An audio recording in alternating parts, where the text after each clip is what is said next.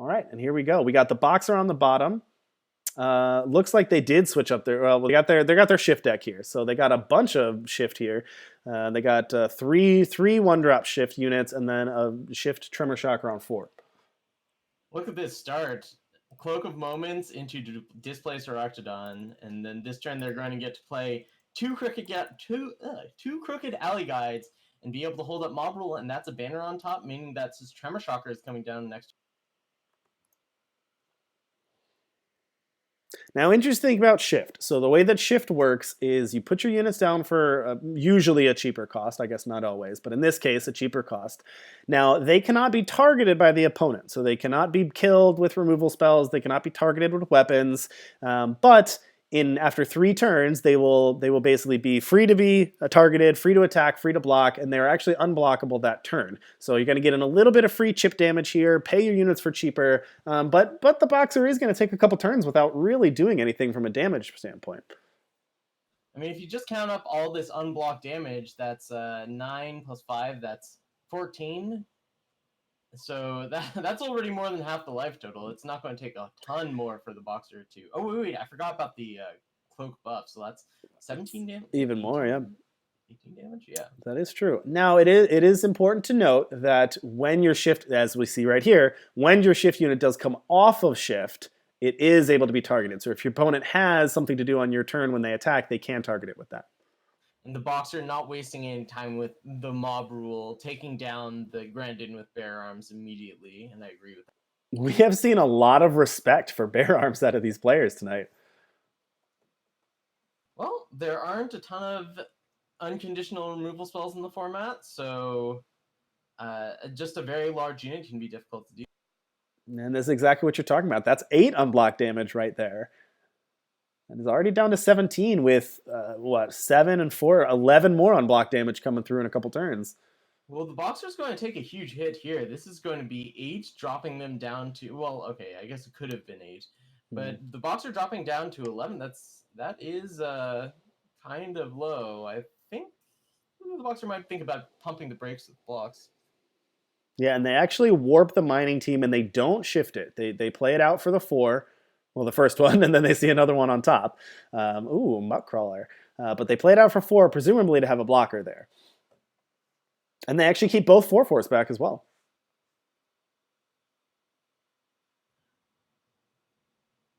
Here's a Scavenge, which is a lot lower, and that's the concession. Oh.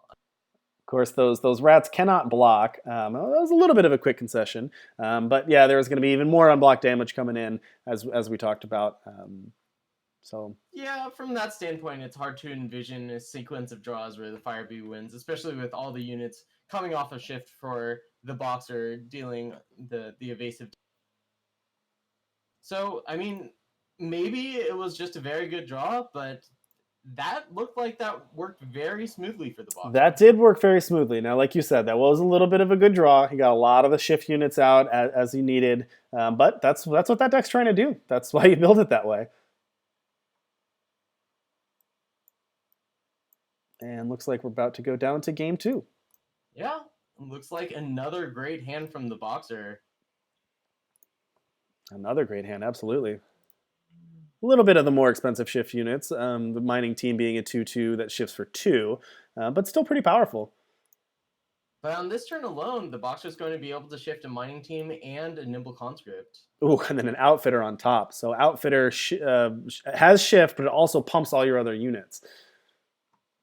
Yeah, I was a bit skeptical when I saw this deck list from the Boxer and the Doc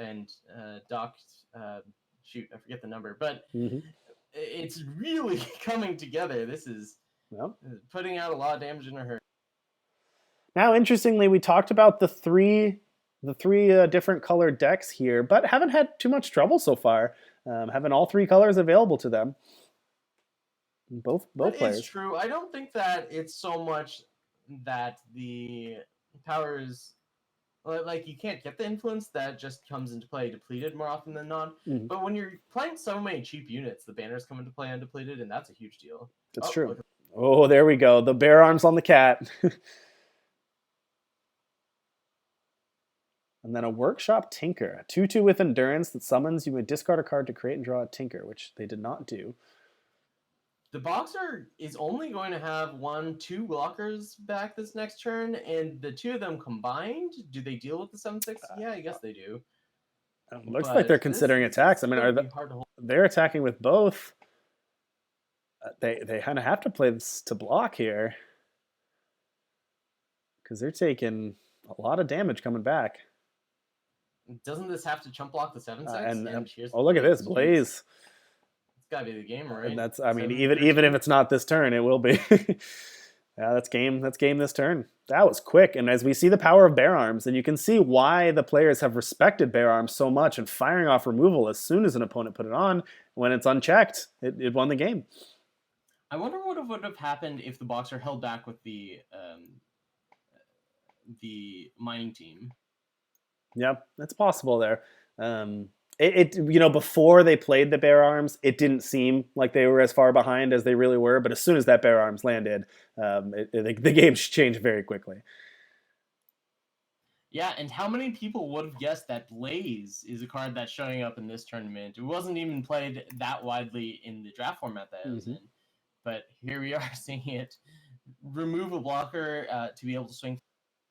Absolutely. And the Boxer leading off with Muttcrawler. So this is a 1/1 for 1, but it gets +2 when you have a shifted unit, which the Boxer has a lot of. So most often, this is probably going to be a 3/3 for 1. Here we might be seeing the first... Oh, I was about to say that the Boxer might be running into influence trouble, but we see there's a torch on the Muttcrawler in order to start shifting out those tremors. It did. That was a good double time draw. And actually, talking about the influence, that was one distinction I was going to make from those of you familiar with Magic. One of the key differences in Magic is you actually have to tap those lands, so you actually have to use all of the time. But in Eternal, it's different. Once you get that influence, you can use that influence on all of the things on all of the spells you cast, on everything you play. So it applies across the board. So it actually makes playing 3 colors or splashing things a little bit easier because once you get the influence, you have it for everything. And a heck of a lot more fun. There's nothing more frustrating than playing Magic and being stuck off a color, and then when you finally get that color, only being able to deploy 1 card a turn if you've stockpiled cards of that color. Anyway, I'll stop my all right, so there's a 5/5 Thorn Beast. That's pretty scary. That is pretty scary. And a 4/3 bully. Another situation where the Boxer has some early shift, but is actually behind a little bit here. Might not have time to get as aggressive with the shift use as they want to. Yeah. This is an interesting line from the Boxer. Still doesn't have a great answer for that 5/5. I wouldn't have been surprised to see the Stone Scar Outfitter played there in order to double block that 5/5. That gets blown out by the Torch. Yeah, and the Torch takes out the Crooked Alley guy, leaving really a chump blocker and not much else on the Boxer side. So the Boxer's going to be able to play Stone Scar Outfitter for full cost in order to block this turn. But then what? Yeah. And they're actually going to play out the Nimble Conscript to block this turn. A better blocker at a 3/4. But yeah, Rats do you from even FireBee attack side. your FireBee? I guess so.